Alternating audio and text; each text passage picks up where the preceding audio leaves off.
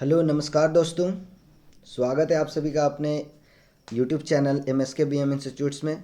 तो दोस्तों मैं आप सबके लिए क्लास 11 के लिए एक न्यू चैप्टर के साथ आया हूं और वो चैप्टर का नाम है सेट्स।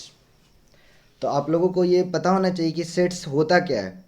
आप लोगों ने ये सेट्स वर्ड से बहुत पहले भी परिचित हो चुके होंगे। तो ये सेट्स क्या कहता है? सेट्स भाई कहता है collection of well defined distinct object. जैसा कि आपको इमेज में भी पता दिख रहा होगा यहाँ पे कि ये जो इमेज क्या है, ये किट्स ऑफ क्रिकेट आइटम्स है। यहाँ पे ये आपका नेकलेस का आइटम्स है। तो ये अपने आप में दिख रहा होगा पिक्चर के साथ कि ये सेट्स को रिप्रेजेंट कर रहा है। तो यहाँ से ये डिफिनेशन हमारा बहुत अच्छा से क्लियर हो सकता है कि जब किसी भी ऑब्जेक्ट्स का डिस्टिंक्ट नंबर ले रहे हैं या फिर आप उसको वेल डिफाइंड मैनर में कलेक्ट कर रहे हो तो वो चीज़ आपका सेट्स कहलाता है। इन सिमिलर वे आप जैसे नेचुरल नंबर उठा लो, कोई भी 1 2 3 4 5 और एक अपने आप को कलेक्ट करके रखो तो वो भी एक सेट्स कहला जाता है। ठीक है, तो सेट्स का डिफिनेशन हम लोगों ने यहाँ पे जान लिया कि collection of well defined distinct object. यहाँ पे दो बातों पे जोर मैं फिर से देना चाहूँगा, well defined and distinct object. जब भी हम सेट्स की बात करते हैं तो रिपीटेड एलिमेंट को नहीं लेते हैं। जैसे कि अगर आप मेरे पास यहाँ पे सपोज करिए 1 2 3 4 4 5 6 6 है, तो जब हम इसको सेट्स के फॉर्म में रिप्रेजेंट करेंगे तो यहाँ पे सिर्फ हम 1 2 3 4 5 एंड 6 को लिखेंगे। देखिए यहाँ पे जो रिपीटेड एलिमेंट 4 है वो दो बार आया था, 6 दो बार आया था, बट हमने एक ही बार लिया। तो ये डिस्टिंक्ट ऑब्जेक्ट को काउंट करते हैं। और रही बात वेल डिफाइन का, तो वेल डिफाइन से आप क्या समझते हो? ठीक है, यहाँ पे जैसे ही वेल डिफाइंड मैनर में हम बोल सकते हैं कि ये सेट ऑफ नेचुरल नंबर बता रहा है। क्या बता रहा है? सेट ऑफ नेचुरल नंबर जो कि 6 या 6 से कम है। यहाँ पे हम तो 6 तक लिए, 1 से लेके 6 तक। तो ये वेल डिफाइंड मैनर को बताता है।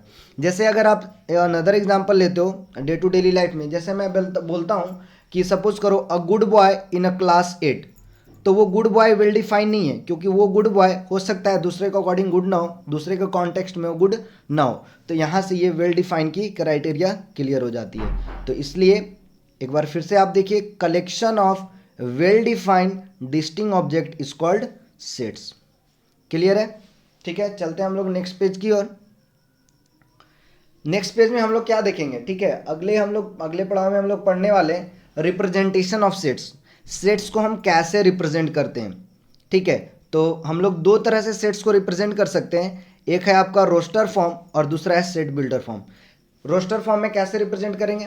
जो जो आपके सेट्स के अंदर एलिमेंट आ रहे हैं, जो जो आपके सेट्स के अंदर एलिमेंट आ रहे हैं, सपोज करिए जैसे मैंने यहाँ पे 1 2 3 4 को लिया है, उसको आप कॉलम से, कॉमा से, नॉट कॉलम, कॉमा से आप उसको सेपरेट करते जाइए और करली ब्रैकेट में आप उसको बंद कर दीजिए।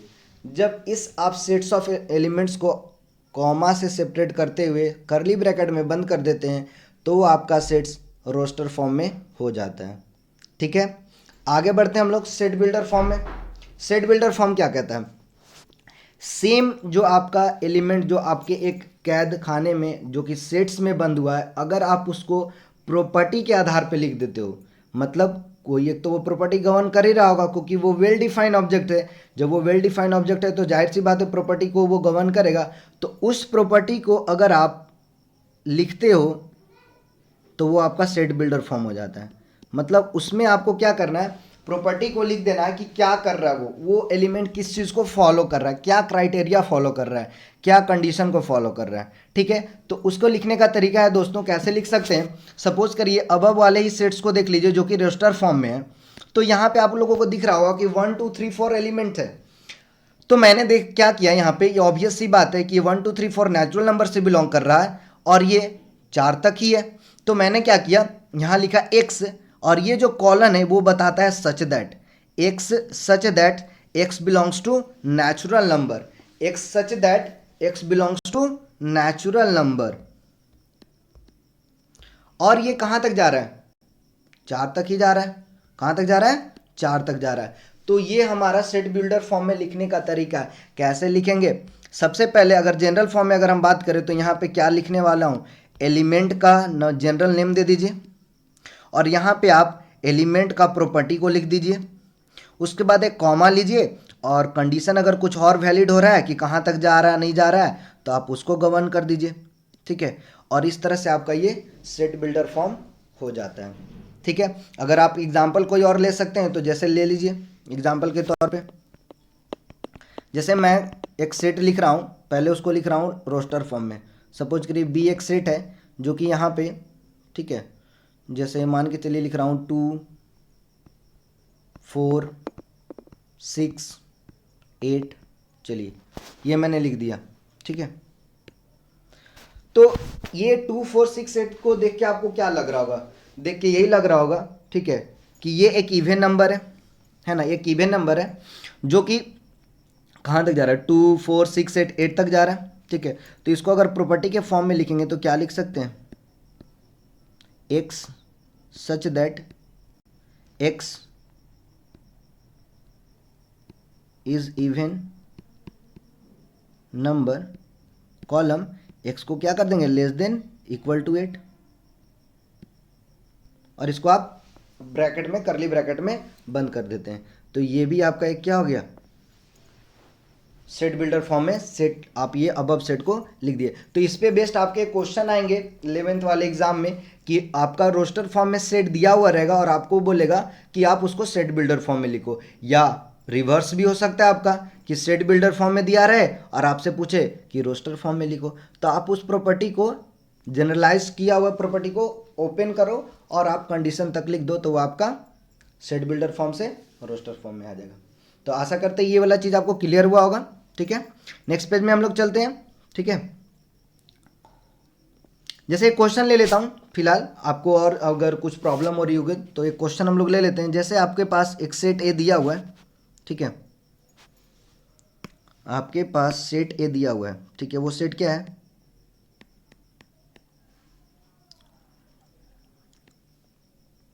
एक्सक्यू such that x less than 5, ठीक है,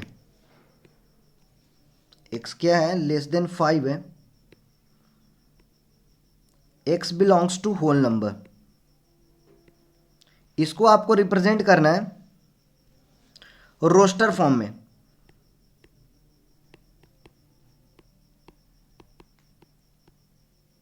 रोस्टर फॉर्म में तो ध्यान दीजिएगा, हमको यहां पे लेना है सबसे पहले क्या भाई, होल नंबर को पिक करना है, और वो होल नंबर 5 से लेस होनी चाहिए। बट रिप्रेजेंट एलिमेंट क्या हो रहा है, एक्स क्यू एलिमेंट रिप्रेजेंट हो रहा है। ध्यान दीजिएगा, ये एलिमेंट कौन सा रिप्रेजेंट हो रहा है, एक्स क्यू, क्योंकि मैंने आपको पहले बताया था जिस एलिमेंट को पिक करना है, जिसको लिखना है, उसको आप पहले लिखो जनरल फॉर्म में और उसके प्रॉपर्टी को बाद में। तो यहाँ पे देखिए ये एलिमेंट को रिप्रेजेंट कर रहा है जबकि ये प्रॉपर्टी को रिप्रेजेंट कर रहा है यहाँ से लेके यहाँ तक। ठीक है, तो सबसे पहले हम लोग क्या लिखेंगे भाई, होल नंबर में क्या आता है, 1 आता है, सॉरी 0 आता है, 0, तो 0 का क्यूब तो 0 होने वाला है। नेक्स्ट क्या आता है, 1 आता है, तो 1 का क्यूब क्या होगा, 1 होगा। सेकेंड क्या होगा, 2, 2 का क्यूब क्या होता है, 8 होता है। 3, 3 का क्यूब कितना लगेगा, 27, और 4 का क्यूब करेगा तो कितना, 64। 5 ले सकते हैं क्या, नहीं ले सकते हैं, क्योंकि यहाँ पे 5 से लेसर बोला है। ध्यान दीजिएगा, 5 से क्या बोला है, लेसर बोला है। ठीक है, इसको आप मत समझिएगा कि इक्वल टू दे रखा है, ये 5 से लेसर बोला हुआ है। तो 5 से जब लेसर हुआ है तो भाई कितना ले सकते हैं, 4 ही ले सकते हैं। तो इसलिए यहाँ पे हम 4 तक ही जाएंगे। जब 4 तक जाएंगे तो ये हमारा क्या हो जाएगा, 64 तक ही जाएगा। ठीक है, तो ये आपका क्वेश्चन हो गया रोस्टर फॉर्म में। तो हमने यहाँ पे सेट बिल्डर फॉर्म से रोस्टर फॉर्म का एक क्वेश्चन कर लिया। ठीक है, अब अगले हम लोग चलते हैं आगे, देखते हैं क्या पढ़ेंगे। तो आगे हम लोग पढ़ने वाले भाई, ठीक है, आगे हम लोग पढ़ने वाले टाइप्स ऑफ सेट्स, किस किस तरह का सेट्स हम लोग को इनकाउंटर होने वाली है। ठीक है, वो हम लोग देख सकते हैं। ठीक है, सेट्स में क्या क्या आ सकता है, कितने तरह के सेट्स हम लोग पढ़ेंगे। तो सबसे पहले हम लोग स्टार्ट करते हैं एम्प्टी सेट्स। क्या होता है भाई, एम्प्टी सेट्स। ठीक है, तो एम्प्टी सेट्स क्या है, चलिए, एम्प्टी सेट जैसे कि नाम से ही पता चल रहा होगा, एम्प्टी है मतलब उसमें कुछ नहीं है। तो ऐसा सेट्स जिसमें हमारे पास कोई भी एलिमेंट ना हो, एक भी एलिमेंट ना हो, नॉट अ सिंगल एलिमेंट।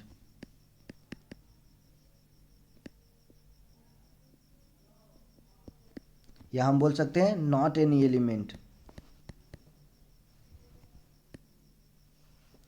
तो वैसे सेट्स को हम लोग क्या बोलेंगे, एम्प्टी सेट। जैसे मैंने ए को लिखा और सेट को लिखने का तरीका है ऐसे लिख दिया, इसमें कोई एलिमेंट ही नहीं है। या फिर हम इसको ऐसे भी लिख सकते हैं फाई। तो क्या लिख सकते हैं, फाई, ठीक है, इसमें कोई एलिमेंट नहीं है, ठीक है। तो ऐसे सेट्स को हम लोग क्या बोलते हैं, एम्प्टी सेट्स। इस सेट्स का एक दूसरा भी नाम है, वो नाम क्या है, उसको हम लोग बोलते हैं नल सेट्स। तो नल सेट और एम्प्टी सेट दोनों बात बराबर है। तो एम्प्टी सेट्स बोल लो या फिर नल सेट बोल लो, वो ऐसा सेट है जिसमें कोई भी एलिमेंट नहीं है, ठीक है। अब उसी तरह से आगे हम लोग बढ़ते हैं। अगला है आपका singleton set. Singleton set, singleton sets क्या है भाई, तो ऐसा सेट्स जिसमें सिंगल एलिमेंट हो, single elements, only single element, ठीक है। बताओ कोई भी एक सिंगल एलिमेंट ले लेते हैं, सपोज करो सेट ए है, उसमें मैंने 1 को डाल दिया, ठीक है। तो ये क्या हो गया, सिंगल सेट्स हो गया। उसी तरह से एग्जांपल आप दूसरा सेट ले लो, उसमें भी कोई एक एलिमेंट डाल दो, तो ये क्या हो गया, सिंगल सेट है। ऐसे सेट्स को हम लोग क्या बोलेंगे, सिंगल सेट्स बोलेंगे या सिंगलटन सेट्स बोलेंगे, ठीक है। उसी तरह से हम लोग जाते हैं इक्वल सेट्स। तो इक्वल सेट्स समझने के लिए हम लोग को यहाँ पे सेट्स की ऑर्डर को समझना होगा, सेट्स में कितने एलिमेंट्स हैं उसके लिए हमको समझना पड़ेगा, ठीक है। तो चलिए हम लोग नेक्स्ट पेज में आपको मैं ये बताता हूँ, ठीक है, वो है इक्वल सेट्स।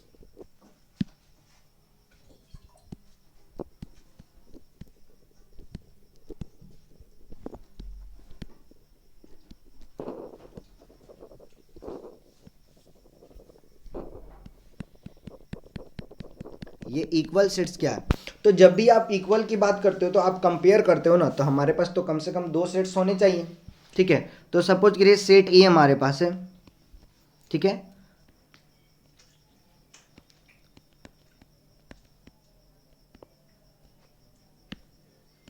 इसमें मैंने क्या ले लिया, 3 एलिमेंट ले लिए। सेट बी है, उसमें भी मैंने 3 एलिमेंट लिए, लेकिन ध्यान दीजिएगा ये तीनों एलिमेंट मैंने सेम लिए हैं,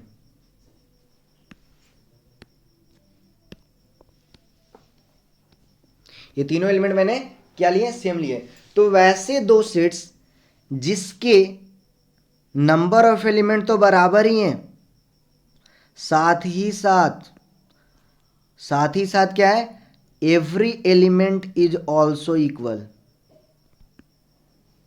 तो यहां पे एवरी एलिमेंट और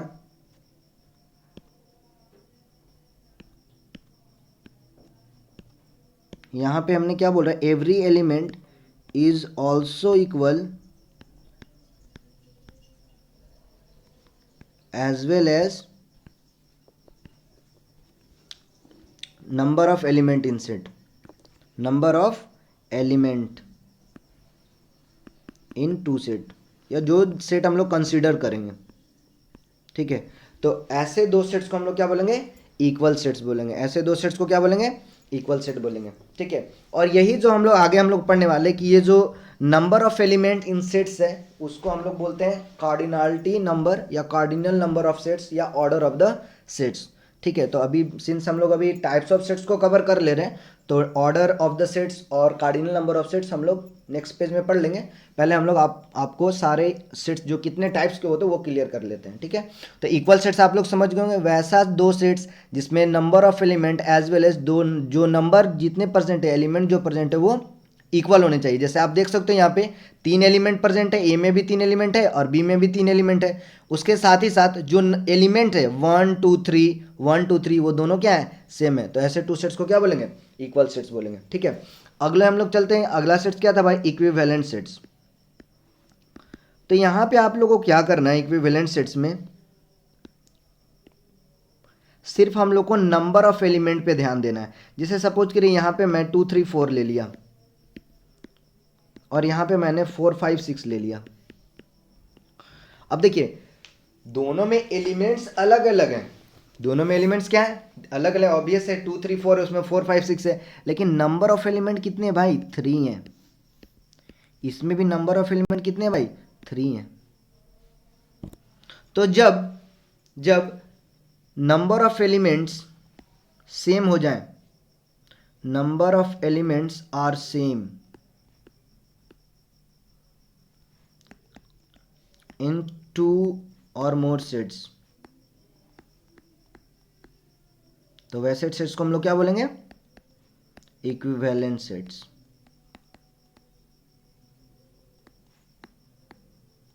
वैसे सेट्स को हम लोग क्या बोलने वाले हैं दोस्तों? Equivalent sets. ठीक है, तो फिलहाल आप लोग यहाँ पे देख रहे हो कि एन ए क्या है? एन ए मतलब नंबर ऑफ एलिमेंट्स 3 है, एन बी क्या है? 3 है, दोनों में नंबर ऑफ एलिमेंट्स सेम है, that's why we call A and B sets as equivalent sets. ठीक है, अब नेक्स्ट पेज में हम लोग देखिए, जब भी जो बात कर रहे थे cardinal number of finite sets, cardinal number of finite set, finite sets ही क्या बोल रहे हैं भाई? फाइनाइट सेट टाइप में हम लोग अभी पढ़ने वाले हैं फाइनाइट सेट्स, इनफाइनाइट सेट्स। तो पहले फाइनाइट सेट्स मैं क्लियर कर दे रहा हूँ आप लोग को। काउंटेबल नंबर मतलब काउंटेबल सेट्स है वो, ऐसा sets that is countable, sets that is countable. Basically मैं काउंट किसको करूँगा? एलिमेंट्स को। ठीक है, तो यहाँ पे ये लिखना ज़्यादा सही होगा, sets in which elements is countable, sets in विच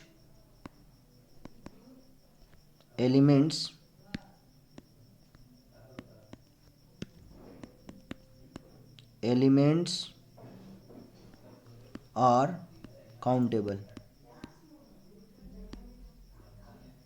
ठीक है, तो वैसे सेट्स को हम लोग क्या बोल सकते हैं? फाइनाइट सेट्स बोलेंगे। वैसे सेट्स को क्या बोलेंगे? फाइनाइट सेट्स बोलेंगे। क्लियर है? तो जब आपका एलिमेंट्स काउंटेबल है तो वैसे सेट्स को क्या बोलने वाले हैं? काउंटेबल सेट्स या, ठीक है, फाइनाइट सेट। ठीक है, अब उसी तरह से आगे हम लिख लेते हैं। ठीक है, तो इसका एग्जांपल अगर आप देख सकते हो, फाइनाइट सेट्स कोई भी ले लो जिसमें आप काउंट कर सकते हो एनी, जैसे मान लो कि कुछ वैसा ले लिया 1 से लेकर 10 तक चला गया, काउंट कर सकते हो। ठीक है, तो अब आगे आता है भाई इनफाइनाइट सेट्स। ये तो आपका था फाइनाइट सेट्स, जो हमने अभी पढ़ा वो क्या था? Finite sets. ठीक है, नेक्स्ट जो हम लोग पढ़ेंगे वो है इनफाइनाइट सेट्स। क्या है दोस्तों? Infinite sets. तो इनफाइनाइट सेट्स लिख लेते हैं पहले।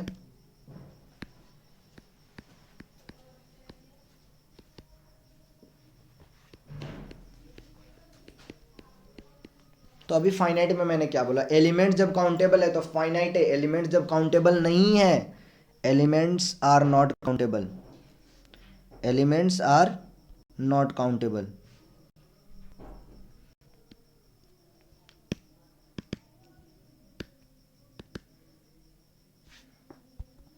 ठीक है, एलिमेंट्स को मैं क्या बोल रहा हूं? Not countable.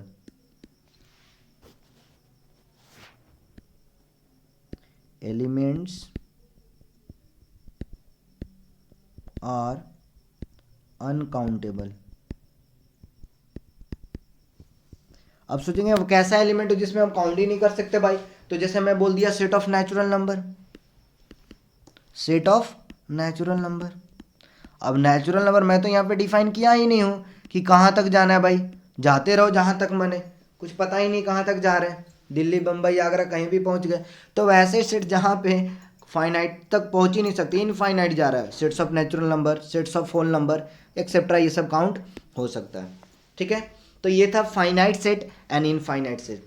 अब इसमें भाई सबसे इंपॉर्टेंट चीज़ है जो आपके क्वेश्चन आएंगे ही आएंगे, what is the order of a finite set और what is the cardinal number of the sets. तो आप देख सकते हैं हीडिंग में, ऑर्डर ऑफ द सेट्स और the cardinal number of set दोनों बात बराबर है, दोनों बात क्या है? बराबर है। तो हम लोग यहाँ पे ध्यान दीजिएगा, ये चीज़ों को मैं एक आपके लिए यहाँ पे बता रहा हूँ कि ये कार्डिनल नंबर ऑफ सेट्स क्या है। ठीक है, ध्यान दीजिएगा दोस्तों, ये आपके लिए इंपॉर्टेंट क्वेश्चंस बन सकते हैं इससे। ऑर्डर ऑफ सेट्स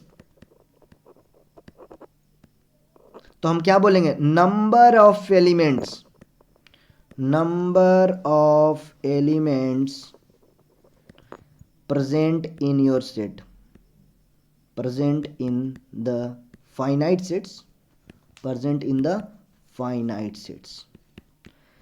तो वो नंबर को हम लोग क्या बोलेंगे? Order of the sets. और कार्डिनल ऑफ द सेट जिसको हम लोग डिनोट करते हैं Na से, number of element in sets, और कभी कभी हम लोग इसको OA से भी रिप्रेजेंट कर देते हैं, जिससे O से प्रोनाउंस होता है ना, ऑर्डर ऑफ द सेट्स। तो ऑर्डर ऑफ द सेट्स और number of element in the sets called cardinal number of finite set.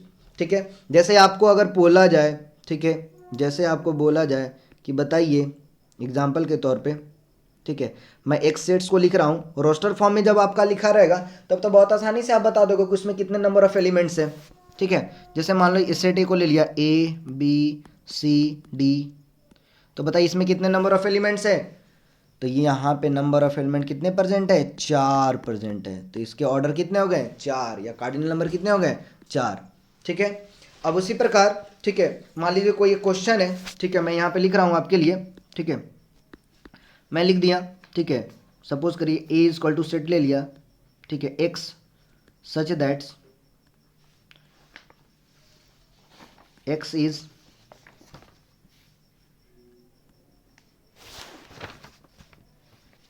even prime, even prime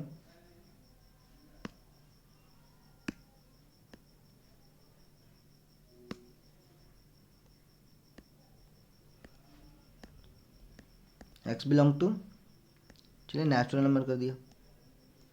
तो वैसा x पिक करना है जो कि इवन भी हो और प्राइम भी हो। तो इसमें क्या काउंट हो सकता है बताइए। तो इसमें हम लोग क्या लिख सकते हैं बताइए, इसमें हम लोग सिर्फ और सिर्फ 2 ले सकते हैं।